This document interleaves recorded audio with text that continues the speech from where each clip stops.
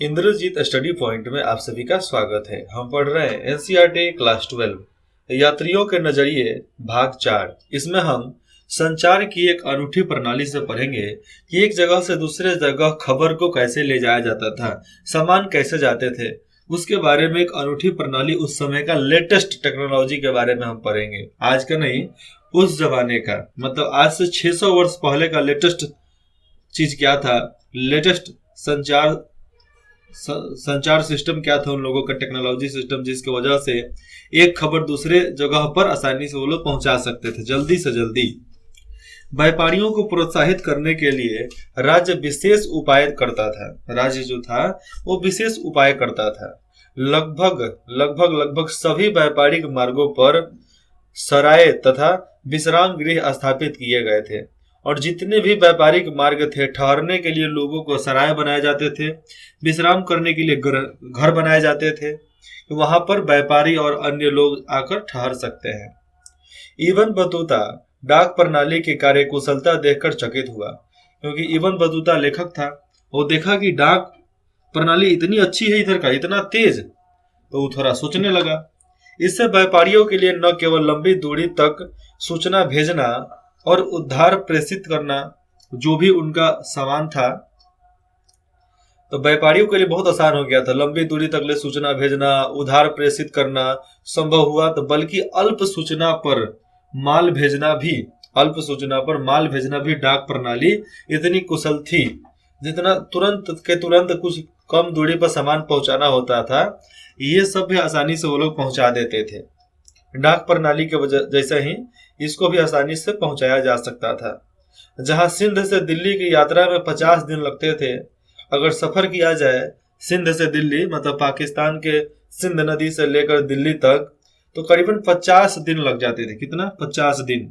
और वही गुप्तचरों की खबरें जो होती थी सुल्तान तक, इस डाक व्यवस्था के माध्यम से मात्र 5 दिनों में पहुंच जाती थी। 5 दिनों के अंदर ही ये खबर सुल्तान के पास पहुंच जाती थी। समझो कितना तेज ये लोग खबर लेकर आते होंगे। घोड़ा लगातार दौड़ते रहा होगा। इतना तेज घोड़ा दौड़ाएंगे तो जल्दी पहुंचेंगे ना जी। आज सिंध से अगर आपको दिल्ली आना है, अगर आप लगातार बाइक चलाते हो 100 के स्पीड से, तो आप करीबन 7 से 8 घंटे में पहुंच जाओगे बाई रोड। तो पहले तो बाई रोड था नहीं, तो पहले तो चेवड़ पहाड़ वहाड़ सब तरफ कर आना था, इसलिए उन लोगों को इधर उधर जाना नहीं था, सीधा आ जाना था, इसलिए आसानी था।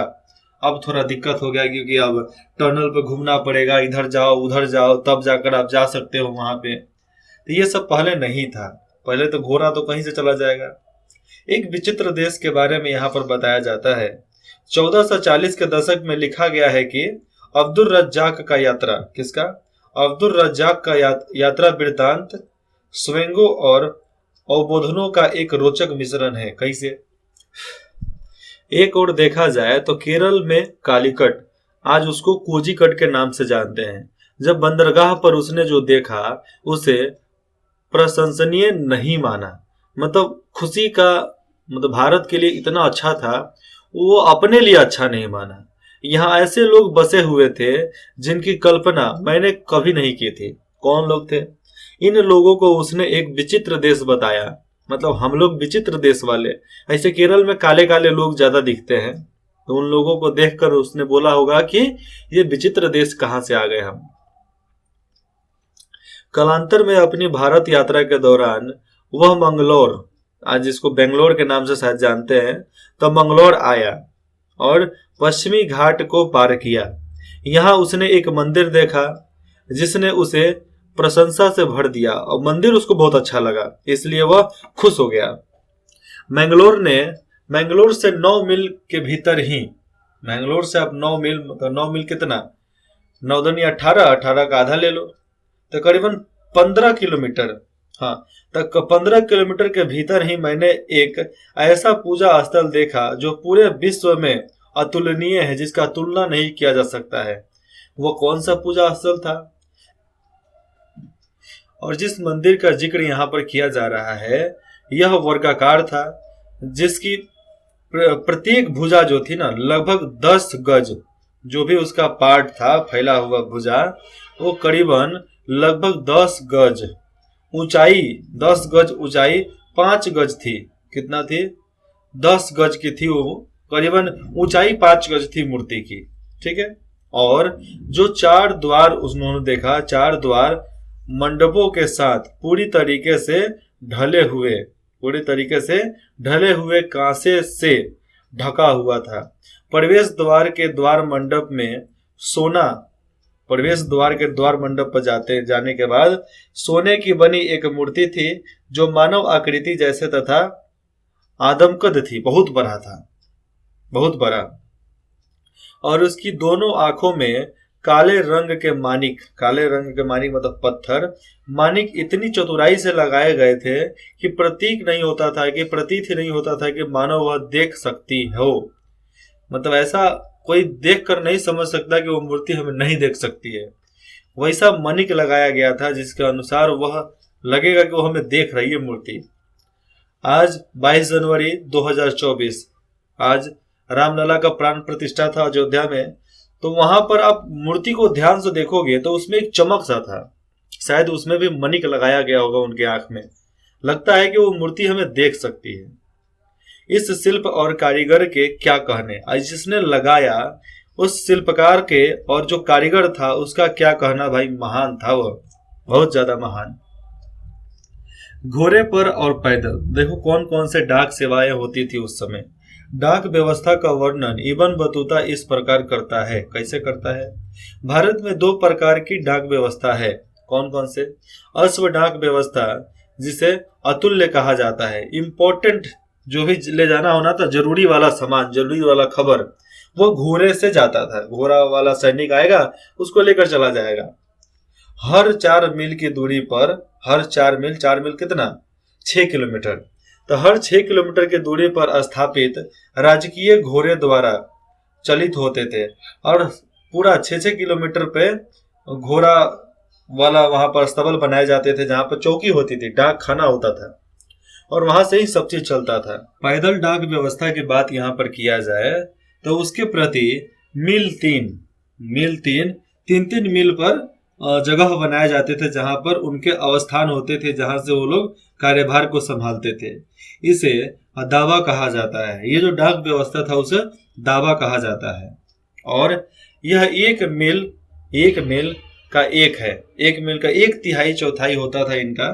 तो मतलब आप समझो कि हर गांव में इनका एक अड्डा लगता था। अब हर 3 मील पर, हर 6 किलोमीटर पर घनी आबादी वाला एक गांव होता है। और आप अधिकतर देखोगे तो बड़ा बड़ा जो गांव है 6-6 मील पर ही है। हमारे गांव से देख लो तो हमारे गांव में सबसे प्रसिद्ध है पानापुर, बरवा घाट और तिगवा, दिघौली, सिधौलिया। ये सब 6-6 किलोमीटर पर पड़ता है। चाहे जो भी हमारे गांव में मंदिर हो गया वो भी 6 किलोमीटर के अंदर में आएगा, जो आराम से पहले का लोग पैदल यात्रा भी कर सकते थे। तो हमारे गांव में जब छोटी लाइन चलती थी तो लोग पैदल चले जाते थे ट्रेन पकड़ने के लिए। और आज तो दौड़ने भी जाते हैं तो बाइक लेकर जाते हैं, साइकिल लेकर जाते हैं। चलो लेकर गए, अब दौड़ना खुद है तो साइकिल और बाइक को दौड़ाते हैं और बोलते हैं कि दौड़ में छट गए। तो छटोगे नहीं तो जाओगे कहाँ? तो हर 3 मील पर एक घनी आबादी वाला गांव होता था, जिसके बाहर 3 मंडप होते थे, जिनमें लोग कार्य की शुरुआत करने के लिए हमेशा तैयार बैठे रहते थे। और उनमें से प्रत्येक के पास 2 हाथ लंबी एक छड़ होती थी। सब किसी के पास 2 हाथ लंबी, मतलब एक बड़ा सा छड़ होता था उनके हाथ में, जिसके ऊपर तांबे की घंटी लगी होती थी। जब संदेश वाहक शहर से यात्रा शुरुआत करता है, शहर से यात्रा चालू करता है, तो एक हाथ में पत्र तथा दूसरे हाथ में घंटियां सहित छड़ लिए वह क्षमता अनुसार तेज भागता है। अपने क्षमता के अनुसार वह उतना तेज भागता है जितना तेज वो भाग सकता है। एक हाथ में खबर पत्र, दूसरे हाथ में वो रड वाला छड़ी।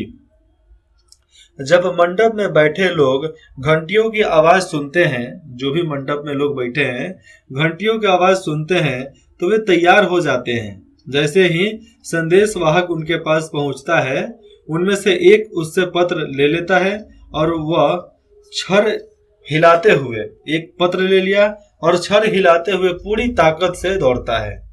जब तक वह अगले दावा तक नहीं पहुंच जाए, अगला उनका जो अड्डा था वहां तक नहीं पहुंच जाए, तब तक वो दौड़ते रहेगा, दौड़ते रहेगा। वो लोग जाकर बाद में सैनिक में भर्ती होते थे और लड़ते थे, सिपाही में भर्ती लेकर आराम से सेना में। जब भर्ती नहीं लेंगे तो राजा के अधीन हो जाएंगे, तो राजा के क्षेत्र में चले जाएंगे। तो पत्र के अपने गंतव्य स्थान तक पहुंचाने तक यही प्रक्रिया चलती रहती थी, लगातार दौड़ते रहेंगे। यह पैदल डाक व्यवस्था अश्व डाक व्यवस्था से अधिक तीव्र होती थी। जो घोड़ा जितना तेजी से ले जाता था, उससे भी तेजी में ये पैदल वाले लोग लेकर चले जाते थे खबर को। और इसका प्रयोग अक्सर खुरासान के फलों के पहिए के लिए होता था, जिन्हें भारत में बहुत पसंद किया जाता था। और भारत में खुरासान के जो फल होते थे वो बहुत ज्यादा इधर बिकता था, इसलिए परिवहन का एक अच्छा साधन था। ये दौड़ दौड़ कर लेकर चले जाओ, तो किलो का किलो चला भी जाएगा, टेंशन भी नहीं रहेगा। तो ये उन लोगों को बढ़िया आइडिया समझ में आता था। उस समय लेटेस्ट टेक्नोलॉजी थी संचार व्यवस्था की। और आज व्हाट्सएप खोलो, मैसेज लिखो, शेयर बटन पर दबाओ, जस्ट विद इन 1 सेकंड के अंदर चला जाएगा मैसेज। वीडियो होगा, जब तक वो अपलोड होगा उतना ही देर समय लगेगा, उसके बाद उसको समय नहीं लगने वाला है। मैसेज में आराम से मैसेज किया जा सकता है। मैसेज एसएमएस उसको बोला जाता है। एसएमएस का फुल फॉर्म तो होता है लेकिन मुझे पता नहीं है। 6 नंबर में है बर्नियर तथा अपविकसित पूर्व। इसमें देखते हैं क्या होता है। जहां इब्न बतूता ने हर उस चीज का वर्णन करने का निश्चय किया, जब इब्न बतूता ने हर उस चीज का करने का उसमें निश्चय कर लिया जिसने उसे अपने अनूठेपन के कारण प्रभावित और उत्सुक किया गया था, वो एकदम उत्सुक हो गया था, वहीं बर्नियर एक भिन्न बुद्धिजीवी परंपरा से संबंधित था। यहाँ पर बर्नियर जो था, जो भिन्न यहाँ पर बुद्धिजीवी परंपरा जो चल रही थी भारत के, उससे संबंधित था और उसको अच्छा भी लगता था। उसने भारत में जो भी देखा, चाहे जहां भी गया, वह उसकी सामान्य रूप से यूरोप और विशेष रूप से फ्रांस के व्याप्त स्थितियों से तुलना किया और तुलना करके ही लिखता था। तथा देखा जाए तो भिन्नता को उजागर करने के प्रति, जो भी भिन्नता थी उसको उजागर करने के प्रति अधिक चिंतित था कि इसको करे कि नहीं करे, करे कि नहीं करे। विशेष रूप से देखा जाए तो वह स्थितियां जिन्हें उसने अवसादकारी पाया, अवसादकारी क्या, उसको आवश्यकता उसको नहीं लगा, तो अवसादकारी पाया कि जो तो उसने जो आज तक देखा ही नहीं वो उसको देखने के लिए मिलेगा, तो क्या सोचेगा, जो उसके मन में आएगा वो लगेगा कि अच्छा ये अलग है, ये गलत है। उसने लिखा नहीं। उसका विचार, किसका विचार, इब्न बतूता का विचार नीति निर्माताओं तथा बुद्धिजीवी वर्गों को प्रभावित करने का था। नीति निर्माता लोगों को बहुत अच्छा लगता था, बुद्धिजीवी वर्ग के लोग थे उनको बहुत अच्छा लगता था, ताकि यह सुनिश्चित किया जा सके कि वे ऐसे निर्णय ले सके जिन्हें वह सही मानता था। वैसा ही निर्णय ले। भैया निर्णय कब लेंगे, जब बाहर की खबर उनको लगेगा तब ना, बाहर के बारे में सीखेंगे पढ़ेंगे तब ना वो आगे चल के अपने बारे में अच्छी खबर सुन पाएंगे, चाहे कर पाएंगे। तो उसी प्रकार की इनकी गतिविधियां अलग अलग बनाई जाती थी। वर्नियर के ग्रंथ की बात यहाँ पर कर लिया जाए तो वर्नियर के ग्रंथ टैलवस इन द मुगल एम्पायर उसका ग्रंथ था। और अपने गहन प्रशिक्षण, बहुत ज्यादा सोचने रिसर्च करने के बाद आलोचनात्मक अंतर्दृष्टि तथा गहन चिंतन के लिए उल्लेखनीय है। क्या चीज, उसके वृत्तांत में की गई चर्चाओं में मुगलों के इतिहासों को एक प्रकार के वैश्विक ढांचे में स्थापित करने का प्रयास किया गया है। तो मुगलों के ढांचे जो भी होते थे उसी को यहाँ पर स्थापित करके प्रयास किया गया है कि उसको इतिहास बना दो। साफ यहाँ बताया जा रहा है कि मुगलों के इतिहास को एक प्रकार के वैश्विक ढांचे में स्थापित करने का प्रयास किया गया है कि भैया सही है, ऐसा हुआ था, सही बात है, तोड़फाड़ किए थे, लूट बांट किए थे, तो सही बात है। लेकिन मुगल साम्राज्य का शासक था अकबर। माना जाता है कि उसने कुछ हद तक, अकबर ने कुछ हद तक भारत में बहुत अच्छा काम किया था। देखा जाए यहाँ पर तो वह निरंतर मुगल कालीन भारत की तुलना, जो मुगलों ने भारत को बनाया था, उसकी तुलना तत्कालीन यूरोप से करता रहा। हमेशा वह यूरोप से ही तुलना करता रहा, और तुलना करते करते ऐसे कितना लोग चले भी गए थे। सामान्यतः देखा जाए तो यूरोप की श्रेष्ठता को रेखांकित करते हुए, यूरोप कैसा है, उसके श्रेष्ठता को कितना महान है, उसको यहाँ पर रेखांकित करते हुए उसका भारत का चित्रण जो था द्विविपरीतता के नमूने पर आधारित हो गया। तो दो तरीके से भारत के बारे में उसने सोच रखा था। जहां देखा जाए तो भारत को यूरोप के प्रतिलोम, यहाँ पर देखा जाए तो भारत को यूरोप के प्रतिलोम के रूप में दिखाया गया, मतलब उसके द्वारा जुड़ा हुआ दिखाया गया। यहाँ पे जहां भारत के यूरोप के प्रतिलोम के रूप में दिखाया गया, या फिर यूरोप का विपरीत जैसा, मतलब हू बहू वैसा ही यहाँ पर कुछ इतिहासकार परिभाषित करते हैं। लेकिन ऐसा है नहीं। जिस तरह हम लोग थे उस तरह यूरोपीय नहीं थे, जैसे यूरोपीय थे वैसा हम लोग नहीं थे। यूरोप के लोगों जैसा लिचर हम लोग नहीं थे, हम लोग धार्मिक लोग थे, ऐसा माना जाता है। क्योंकि 600 वर्ष पहले यहाँ पर धर्म का बहुत ज्यादा प्रचार होता था, लेकिन उसके बाद धर्म के प्रचारक लोग को पीटा जाने लगा, तो इसलिए लोग छोड़ने लगे धीरे धीरे। उसने जो भी विभिन्नताएं महसूस की, उन्हें भी दान पुण्य कर्म के अनुसार क्रमबद्ध किया गया। उसने जो कुछ भी वहां पर महसूस किया था, उसे प्रदानुक्रम के अनुसार फिर से क्रमबद्ध लिखा गया, जिससे भारत पश्चिमी दुनिया को निम्न कोटि का प्रतीक हो। यहाँ माना जाता है उन्होंने क्या लिख दिया था कि पश्चिम के द्वारा हम लोग यहाँ पर बने हुए हैं, लेकिन ऐसा नहीं होता है। जिससे भारत पश्चिमी दुनिया को निम्न कोटि का प्रतीक हो, ऐसा नहीं है। लेकिन भारत के, हमारे पूर्वी इलाके भारत के प्रतीक के कॉपी थे, वो एकदम हमारे विपरीत थे वो लोग। ऐसा नहीं कि जो टेक्नोलॉजी हमारे पास थी उधर नहीं था, लेकिन था, लेकिन वो अलग था। लेकिन जो समाज उधर था वो समाज अपने तरफ नहीं था, जो समाज अपने तरफ था उधर नहीं था। उधर लड़ाई बहुत ज्यादा होता था, इधर लड़ाई नहीं होता था। ये भी इन लोगों की दुविधा भरा जिंदगी हुआ करते थे। लेकिन छोड़ो, इनके बारे में क्या बोला जा सकता है, अपने भारत के बारे में ले लिया जाए। व्यापक गरीबी।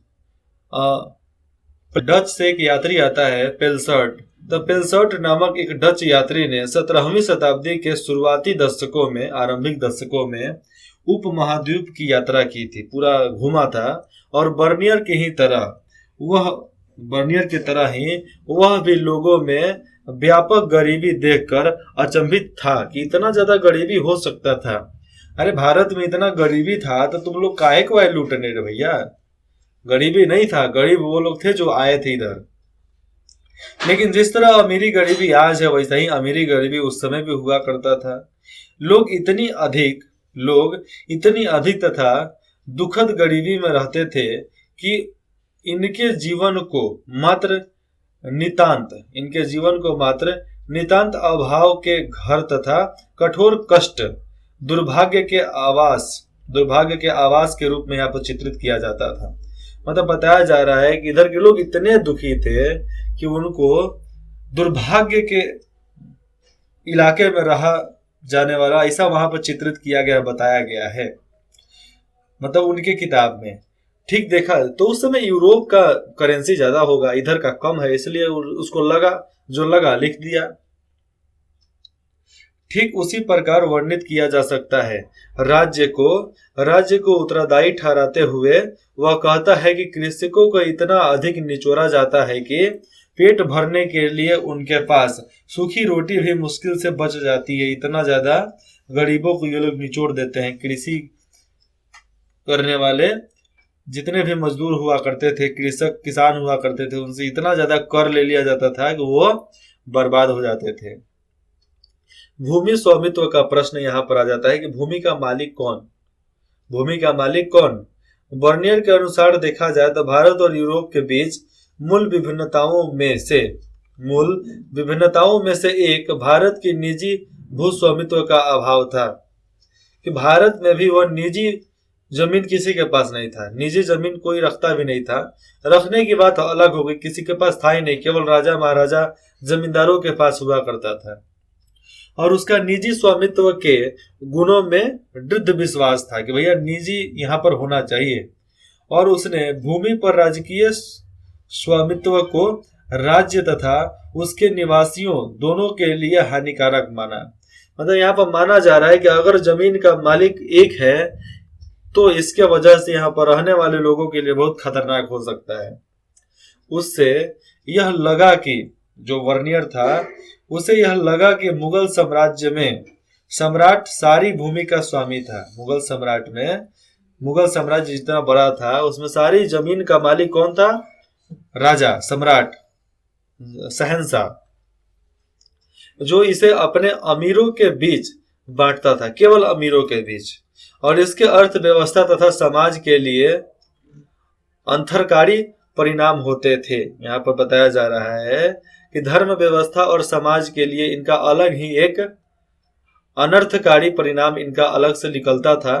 और इस प्रकार का संबोधन वर्नियर तक ही सीमित नहीं था। ये केवल संबोधन केवल वर्नियर नहीं देता था, क्योंकि यहाँ पर अनर्थकारी परिणाम है, सही परिणाम नहीं, गलत परिणाम के बारे में यहाँ पर बताया जाता है। तो ये नहीं कि केवल वर्नियर ने ही बताया, बाकी सब जितने भी लेखक हुआ करते थे उन लोगों ने भी बताया है।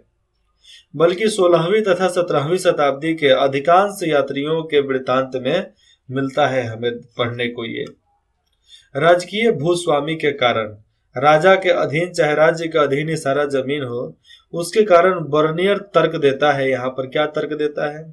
भूधारक अपने बच्चों को भूमि नहीं दे सकते हैं।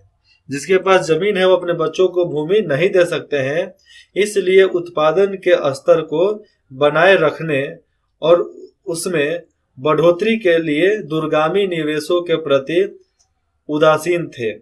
मतलब इसमें थोड़ा बदल दिया जाए, बढ़ोतरी हो जाए, चाहे यहाँ पर कुछ संविधान ही बदल दिया जाए उस समय का, तो इसमें वो दूरगामी निवेश के प्रति ज्यादा उदासीन थे कि चलो ऐसा हो जाए, अच्छा बात है, क्योंकि रख रखाव में आसानी हो जाती है। जितना लोग है उसको अगर जमीन बांट दिया जाए तो कितना अच्छा होगा। तो कोई अरबों खरबों की संपत्ति इसी तरह थोड़े दान में दे देता है, उसको भी तो लगता है ना कि इतना बड़ा संपत्ति हम दान में देंगे तो हमारे बाल बच्चा भीख मांगने लगेंगे। इस प्रकार देखा जाए तो निजी भूस्वामित्व के अभाव ने बेहतर भूधारकों के वर्ग के उदय, जैसे कि देखा जाए तो पश्चिमी यूरोप में तो उदय को रोका, जो भूमि के रखरखाव और बेहतरी के प्रति सजग रहे थे हमेशा। फिर से इसको बताता हूं। इस प्रकार जो निजी भूस्वामित्व के अभाव थे, जिसका निजी जमीन हर किसी का नहीं हुआ करता था, तो उसको बेहतर करने के लिए भूधारकों के वर्ग के उदय को रोका गया। उसके बाद से जो भूमि के रख रखाव और बेहतरी के प्रति सजग रहते थे, इसी के चलते कृषि का सामान्य पूरी तरीके से विनाश और किसानों का आसीम उत्पीड़न तथा समाज के सभी वर्गों के जीवन स्तर में अनवरत पतन की स्थिति उत्पन्न हुई है, सिवाय शासक वर्ग के। और जमीन हर किसी के पास नहीं है, इसी के वजह से लोग जितने भी हैं, खेतिहर हैं, चाहे जो भी मजदूर हैं, उनकी स्थिति खराब है, और बाकी शासक वर्गों की स्थिति जो है बहुत बढ़िया है।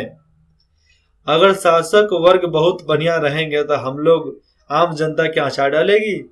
आम जनता को ठीक करने के लिए, आम जनता को निजी जमीन दिलवाने के लिए वहां पर आवाज उठाया गया था, कोशिश किया गया था। उसके बाद हर किसी का निजी जमीन दे दिया गया, सौंप दिया गया। अब इसी के कारण देख लो, बांग्लादेश, उत्तर प्रदेश, झारखंड, ओडिशा, ये 3 जो इलाके हैं, यहाँ पर अब जाओगे घनी आबादी वाले में तो लोगों का घर बहुत कम है, घर नहीं, जमीन बहुत कम है, बहुत कम जमीन है। अब कम जमीन क्यों है भैया? आपने तो पहले ही लड़ लिया, आपके बुजुर्गों ने पहले ही लड़ लिया, जमीन उनको मिल गया, उनका 16 गो बच्चा तो जमीन 16 भाग में। अब 16 का 16 को लड़का होगा तो उसमें जमीन बट जाएगा। इस तरह बढ़ते लोगों के जिम्मे 1 कट्ठा, 2 कट्ठा, 3 कट्ठा, 4 कट्ठा, वैसे ही जमीन आ पाया था। लेकिन अभी भी बहुत लोग हैं जिनके पास 100 बीघा जमीन है, कई एकड़ उनका जमीन है, और सीधा, ये नहीं कि टुकड़ा, गरीब किसान, चलिए यहाँ पे देखते हैं गरीब किसान कौन। यहाँ वर्नियर द्वारा ग्रामीण अंचल में, थाना के करीब में अंचल में कृषकों के विषय में दिए गए विवरणों से एक उदाहरण दिया जा रहा है। कौन सा? हिंदुस्तान में देखा जाए तो हिंदुस्तान के साम्राज्य के विशाल ग्रामीण अंचलों में से कई केवल रेतीली भूमियां या बंजर पर्वत ही है। हिंदुस्तान में देखा जाए तो गांवों में बहुत सारा इलाका है जहां पर रेतीली जमीन है और बंजर ही बंजर है, पहाड़ ही पहाड़ है। यहाँ की खेती अच्छी नहीं हो सकती है। जहां पर बंजर है, रेतीली जमीन है, वहां पर खेती अच्छे से नहीं हो सकती है और इन इलाकों की आबादी भी कम है। यहाँ तक कि कृषि योग्य भूमि का एक बड़ा हिस्सा भी श्रमिकों के अभाव में कृषि विहीन रह जाता है, जिसमें लोग खेती बाड़ी नहीं कर सकते हैं। और इनमें से कई श्रमिक जो है गवर्नरों द्वारा किए गए बुरे व्यवहारों के फलस्वरूप मर जाते हैं। गवर्नर गलत व्यवहार कर देते हैं, इसके वजह से कितने लोग ऐसे ही मर जाते हैं। गरीब लोग जब अपने लोभी स्वामियों की मांगों को पूरा करने में असमर्थ हो जाते हैं, नहीं पूरा कर पाते हैं, तो उन्हें न केवल जीवन निर्वाहन के साधन ढूंढने पड़ते हैं और उनको जीवन निर्वाहन के साधनों से वंचित कर दिया जाता है। ढूंढने तो पड़ेंगे ही, लेकिन उनको वहां से वंचित कर दिया जाएगा। बल्कि उन्हें अपने बच्चों से भी हाथ धोना पड़ता है। बच्चों को भी नहीं दिया जाता है, उनको हटा दिया जाएगा, अलग कर दिया जाएगा, पूरे तरीके से निलंबित, जिन्हें दास बनाकर ले जाया जाता था और उनको निलंबित करके सेवा से, चाहे उनके जो भी भरण पोषण हो, उनको वंचित करके, उनके जीवन निर्वाहन के संसाधनों से उनको वंचित करके उसको दास बना लिया जाएगा। सुबेरे खाना, शाम को खाना, उसके बाद से दिन भर खटना, यही काम था दास लोगों का, जिस तरह हम लोग हैं। हाँ, इस प्रकार देखा जाए तो ऐसा होता है कि इस अत्यंत निरंकुशता से, इस प्रकार ऐसा देखा जा सकता है कि इस अत्यंत निरंकुशता से हताश हो किसान जो हताश हो गए थे, गांव छोड़कर चले गए, जंगल भाग गए। और जंगल नहीं भागेंगे तो कहां भागेंगे? मरने के लिए जाएंगे। इस उदाहरण में देखा जाए तो बर्नियर राज्य और समाज से संबंधित यूरोप में प्रचलित तत्कालिक विवादों में भाग ले रहा था और फिर वह यूरोप चला गया उस विद्रोह में भाग लेने के लिए। और उसका प्रयास था कि मुगल कालीन भारत से संबंधित उसका वर्णन यूरोप में उन लोगों के लिए एक चेतावनी का कार्य करेगा।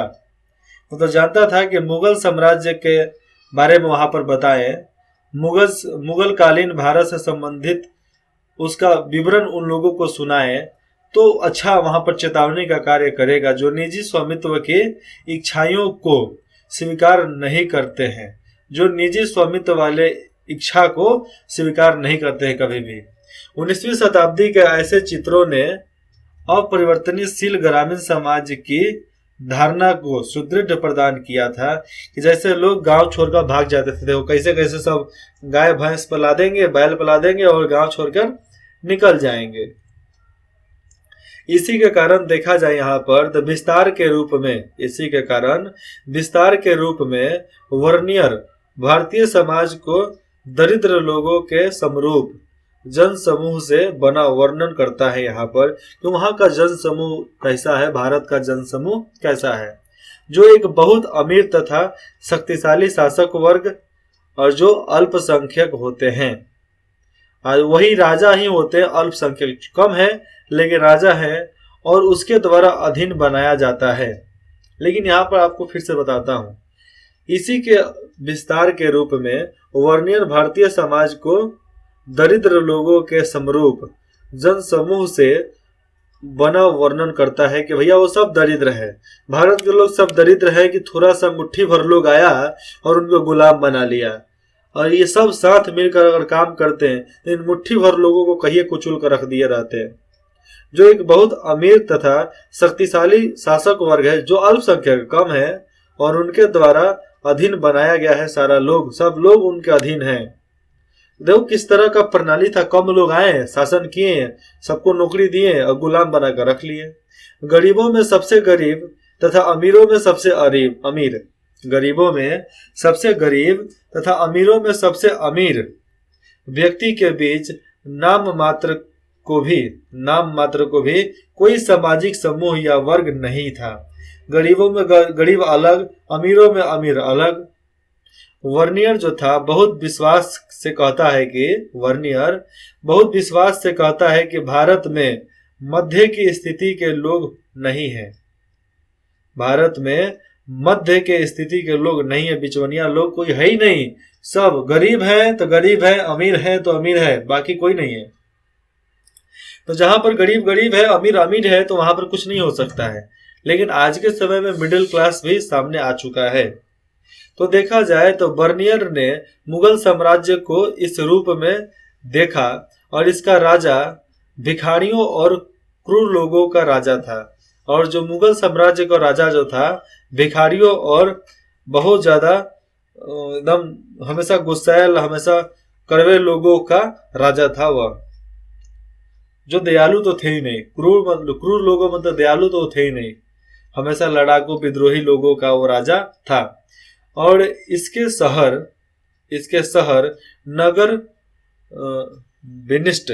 नगर विनिष्ट तथा खराब हवा से दूषित थे। और उनका राज्य जो था, शहर जो था, उसमें अच्छा तो था नहीं कुछ।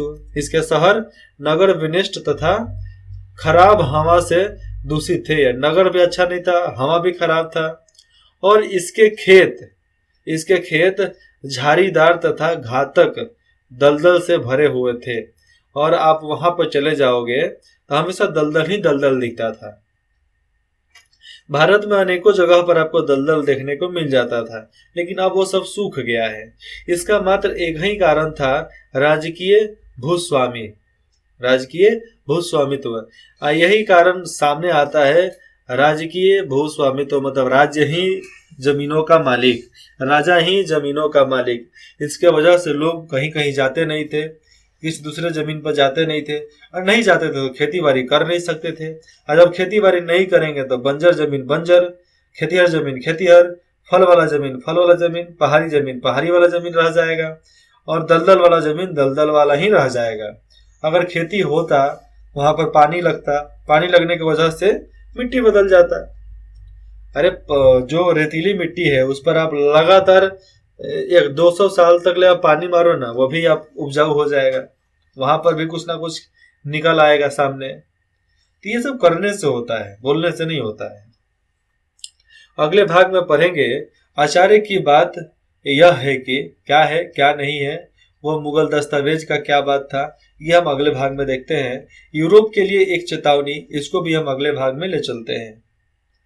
आपको कुछ भी डाउट हो आप बेझिझक हमें कमेंट कर सकते हैं, कोई दिक्कत नहीं है। आपको कुछ सलाह भी देना चाहते हैं, कुछ नया चाहते हैं, तो फिर भी कमेंट कीजिए आप। इंद्रजीत स्टडी पॉइंट में जुड़ने के लिए आप सभी का बहुत बहुत धन्यवाद।